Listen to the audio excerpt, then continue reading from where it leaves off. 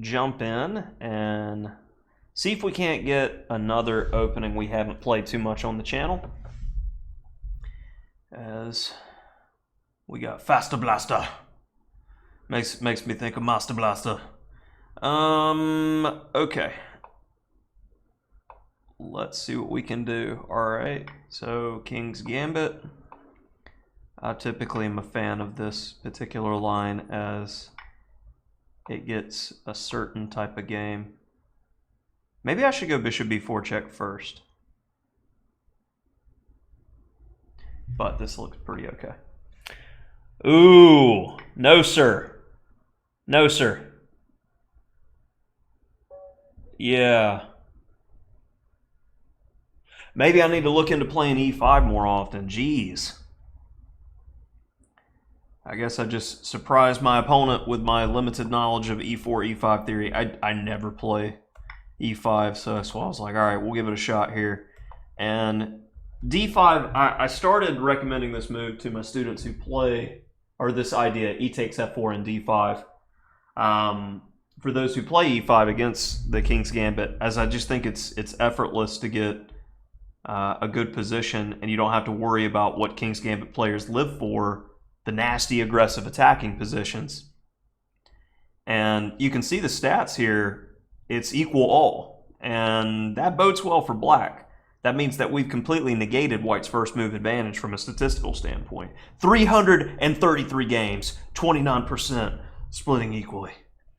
ED, Knight of 6, and you gotta protect this investment pawn. Either Bubba 5 or Bishop C4 is the way to go. And we get this kind of game. Let's block the fact that the rook or queen can come to the E file. And after C4, Knight B6. And generally we got a relatively interesting game here. And stats, not too many games, but the engine seems to say we're all right. I see the isolated pawn as a potential target. I don't see the use of the F-file being that great here, especially with the bishop's eye towards F7 blocked, protecting the D-pawn. Roughly equal chances. White, of course, has better piece play and development for his isolated pawn. So I understand why the engine gives that evaluation.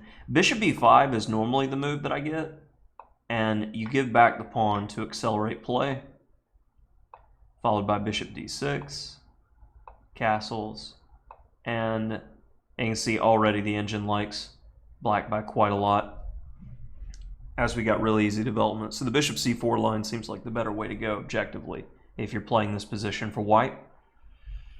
So lastly, D4, it was asking for it. And yeah, as soon as I played Knight E3, I was like, yeah, why not get the free check first? Because Bishop D2 is met by Knight E3, and this is tremendously annoying, as you don't play Knight C6 here, but Bishop D7 with the idea if Queen takes, gotcha.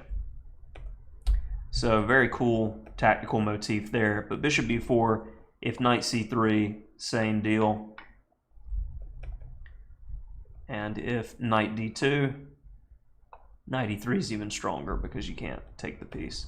So yeah, Knight E3 was, I was just excited to have a pawn in hand and have a bone in the throat knight, and should have taken another second there. But apparently it worked out okay, as my opponent didn't treat his lady right. And not much to look at there, but we got a bit of King's Gambit theory, and maybe it's something if you're looking at how to face the King's Gambit from the black side, and you're like me and you're not interested in learning reams and reams of theory. You may have like Fisher's bust to the King's Gambit. Yeah, okay, cool, but if you can't remember all of the theory necessary to play that line, you lose. So how about play something that's relatively straightforward? You get a position where you can outplay your opponent. There's no nasty tactics where you can lose out of the opening. Yeah, that's kind of the reason my books on Chessable sell. I try to look at it from a teacher's perspective. Some people can't learn all that theory. Most people don't have the time or effort to learn all that theory. I don't. So I recommend what I want to see from books. This. So take it to the King's Gambit.